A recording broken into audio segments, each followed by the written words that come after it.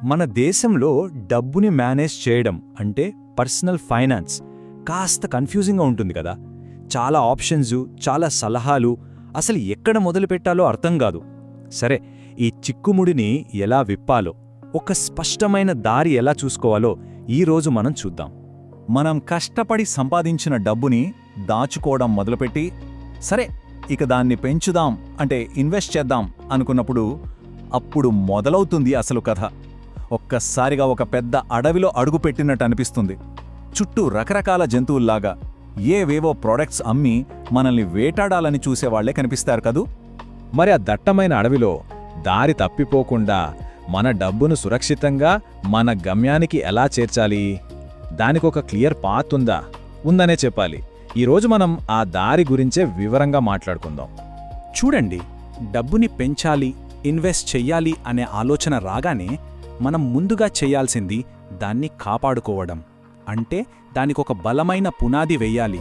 ఊహించుకోండి, మన ఫినాన్సెస్కి ఒక పెద్ద కోట కడుతున్నామని. ఆ కోట ఎంత పటిష్టంగా ఉంటే మనం అంత సేఫ్ అన్నమాట. ప్రతి బలమైన కోటకి కొన్ని కీలకమైన స్తంభాలుంటాయి కదా. అలాగే మన ఆర్థిక కోటకి కూడా 3 అత్యంత ముఖ్యమైన బలమైన స్తంభాలున్నాయి. వీటిని మనం అస్సలు విస్మరించకూడదు. అవేంటంటే 1 emergency fund, 2 health insurance, 3 life insurance. సరే, ఆ మొదటి స్తంభం గురించి చూద్దాం. అదే ఎమర్జెన్సీ ఫండ్. పేర్లోనే ఉంది కదా, అత్యవసర పరిస్థితుల కోసం. దీని లెక్క చాలా సింపుల్ అండి. మన నెలవారీ ఖర్చులు ఎంతున్నాయో దానికి 6 రెట్లు డబ్బుని పక్కన పెట్టాలి. అది కూడా ఎక్కడో లాక్ చేసి కాదు, ఫిక్స్డ్ డిపాజిట్ లాంటి సురక్షితమైన అకౌంట్లో అవసరమనగానే చేతికొచ్చేలా ఉండాలి. ఎందుకంటే అనుకోని కష్టం వచ్చినప్పుడు మనం మన ఇన్వెస్ట్మెంట్స్ని అమ్మలేం కదా. ఇక రెండో స్తంభం హెల్త్ ఇన్సూరెన్స్. దీన్ని ఒక కవచంలా ఊహించుకోండి. ఎందుకంటే దేవుడి దయ వల్ల ఏమీ కాకూడదు, కానీ ఒకవేళ ఏదైనా అనారోగ్యం వచ్చి హాస్పిటల్కి వెళ్లాల్సి వస్తే ఒక్క హాస్పిటల్ బిల్లు చాలు మనం ఏళ్ల తరబడి కష్టపడి దాచుకున్న డబ్బు మొత్తం ఆవిరైపోవడానికి. అలాంటి ఆర్థిక విపత్తు నుంచి మనల్ని కాపాడేది ఈ కవచమే. ఇప్పుడు 3వ స్తంభం లైఫ్ ఇన్సూరెన్స్. గుర్తుపెట్టుకోండి, ఇది మన కోసం కాదు, మన మీద ఆధారపడి జీవిస్తున్న మనవాళ్ల కోసం. ఒకవేళ మనకేదైనా జరిగితే వాళ్ల ఆర్థిక భవిష్యత్తుకి ఇబ్బంది రాకుండా చూసుకోవాలి. మరి ఎంత కవర్ ఉండాలి? సింపుల్ రూల్, మన వార్షిక ఆదాయానికి కనీసం 10 రెట్లు. ఇంకో ముఖ్యమైన విషయం, ఇది pure term life insurance plan అయి ఉండాలి. అంటే కేవలం రక్షణ మాత్రమే, ఇందులోంచి ఏ రిటర్న్స్ ఆశించకూడదు. ఇది ఇన్వెస్ట్మెంట్ అస్సలు కాదు. ఓకే, మన ఆర్థిక కోటకి పటిష్టమైన పునాది వేశాం, రక్షణ కవచాలు ఏర్పాటు చేసుకున్నాం. ఇప్పుడు డబ్బుని ఎలా పెంచాలి అనే అసలైన టాపిక్లోకి వెళదాం.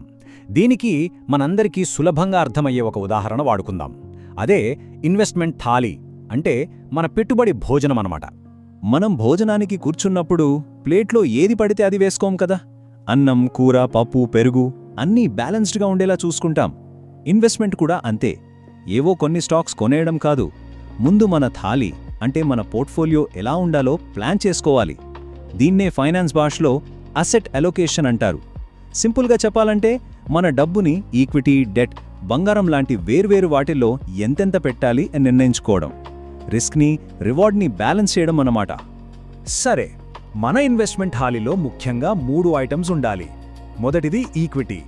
ఇది మన థాలిలో ఉన్న స్పైసీ కర్రీ లాంటిది. రిస్క్ ఎక్కువ, కానీ రిటర్న్స్ కూడా అలాగే ఉంటాయి. మన డబ్బుని వేగంగా పెంచడానికి ఇది అవసరం. ఇక రెండోది డెట్. ఇది పెరుగు లాంటిది, భద్రత ఇస్తుంది, మన పెట్టుబడిని కాపాడుతుంది. మూడోది బంగారం. ఇది ఊరగాయ లాంటిది, అంటే ఒక హెడ్జ్. మార్కెట్ బాగా పడిపోయినప్పుడు ఇది మనల్ని కాపాడుతుంది. మరి మన థాలిలో ఆ స్పైసీ కర్రీ అంటే ఈక్విటీ ఎంతుండాలి? దీనికి ఒక సింపుల్ థంబ్ రూల్ ఉంది. అదే 100 - ఏజ్. ఉదాహరణకు ఒక 30 ఏళ్ల వ్యక్తి ఉన్నారనుకోండి, వాళ్ళకి రిస్క్ తీసుకునే టైం ఇంకా చాలా ఉంది. సో 100 - 30 అంటే 70% వరకు ఈక్విటీలో పెట్టొచ్చు. అదే ఒక 70 ఏళ్ల వ్యక్తికి వాళ్ళకి డబ్బుని కాపాడుకోవడం ముఖ్యం. సో 100 - 70 అంటే 30% ఈక్విటీ సరిపోతుంది. సింపుల్ కదా. సరే, ఈక్విటీలో పెట్టాలి అని నిర్ణయించుకున్నాం. మరి ఎక్కడ మొదలు పెట్టాలి? వందల కొద్ది స్టాక్స్ ఉన్నాయి, ఏది కొనాలి? కన్ఫ్యూషన్ వద్దు. కొత్తగా మొదలుపెట్టే వాళ్లకి best option index fund, Nifty 50 లేదా సెన్సెక్స్ ఫండ్ లాంటిది. ఇది చాలా సింపుల్, ఖర్చు కూడా తక్కువ. మార్కెట్ ఎలా పర్ఫామ్ చేస్తుందో మన డబ్బు కూడా దాదాపు అలాగే పెరుగుతుంది. ఏ స్టాక్ కొనాలి అనే టెన్షన్ ఉండదు. ఇప్పటివరకు అంతా బానే ఉంది, కానీ ఇప్పుడు మనం చాలా ముఖ్యమైన ఒక హెచ్చరిక గురించి మాట్లాడుకోవాలి. ఇది మన దేశంలో చాలామంది పడుతున్న ఒక పెద్ద ఉచ్చు. అదే ద గ్రేట్ ఇన్సూరెన్స్ ట్రాప్. చాలామంది చేసే అతిపెద్ద పొరపాటు ఏంటంటే ఇన్సూరెన్స్ని ఇన్వెస్ట్మెంట్ని కలిపేయడం. ఈ రెండు వేర్వేరు. చూడండి, ప్యూర్ టర్మ్ ఇన్సూరెన్స్ అంటే తక్కువ డబ్బు కడతాం, చాలా పెద్ద కవర్ వస్తుంది, కానీ రిటర్న్స్ 0. దాని పని రక్షణ ఇవ్వడమే, అంతే. కానీ ఈ ఇన్వెస్ట్మెంట్ లింక్డ్ పాలసీలున్నాయి చూసారా, ప్రీమియం ఏమో చాలా ఎక్కువ కడతాం, కవరేజ్ ఏమో చాలా తక్కువ వస్తుంది, రిటర్న్స్ కూడా అంతంత మాత్రమే. అసలు దీని ఉద్దేశమేంటో ఎవరికీ అర్థం కాదు, కన్ఫ్యూషన్ తప్ప. ఈ ఇన్వెస్ట్మెంట్ పాలసీలు ఎందుకు అంత మంచివి కావు అనడానికి ఒక సింపుల్ ఎగ్జాంపుల్ చెప్తాను. మనం ఒక లాంగ్ టర్మ్ గోల్ కోసం, అంటే ఒక 20 ఏండ్ల తర్వాత కావలసిన డబ్బు కోసం ఒక ఫిక్స్డ్ డిపాజిట్లో డబ్బులు దాస్తున్నామంటే అది ఢిల్లీ నుండి ముంబైకి రిక్షాలో వెళ్ళినట్టు ఉంటుంది. అదే ఒక ఇండెక్స్ ఫండ్లో పెడితే ట్రైన్ ఎక్కినట్టుంటుంది. గమ్యం ఒకటే, కానీ ప్రయాణం వేగం చాలా తేడా. అసలు ఈ పాలసీల్లో రిటర్న్స్ ఎందుకింత దారుణంగా తక్కువగా ఉంటాయో తెలుసా? దాని వెనుక ఒక పెద్ద కారణముంది. మనం కట్టే ప్రీమియంలో దాదాపు 85% డబ్బుని తీసుకెళ్లి చాలా తక్కువ వడ్డీ ఇచ్చే గవర్నమెంట్ బాండుల్లో పెడతారు. ఇది ఎప్పటిదో బ్రిటిష్ వాళ్ల కాలం నాటి సిస్టమ్. దురదృష్టవశాత్తు అది ఇప్పటికీ మన దేశంలో కొనసాగుతూనే ఉంది. అయితే ఇక్కడ తప్పు మనది కాదు, అంటే పాలసీ కొన్న వాళ్ళది కాదు. అసలు సమస్య సిస్టంలోనే ఉంది. ఏజెంట్లకు ఏ ప్రోడక్ట్ అమ్మితే ఎక్కువ కమిషన్ వస్తుందో దాన్నే అమ్మమ్మని ప్రోత్సహిస్తారు. కొన్నిసార్లు మనం కట్టిన మొదటి సంవత్సరం ప్రీమియం మొత్తం ఏజెంట్ కమిషన్కే వెళ్ళిపోతుంది. అందుకే మనం బయ్యర్ బివేర్ అంటే కొనేవాళ్లు జాగ్రత్తగా ఉండాలి అనే స్థాయి నుండి సెల్లర్ బివేర్ అంటే అమ్మేవాళ్లు జాగ్రత్తగా ఉండాలి అనే స్థితికి రావాలి. ఓకే, సమస్యలు, ఉచ్చుల గురించి చాలా మాట్లాడుకున్నాం.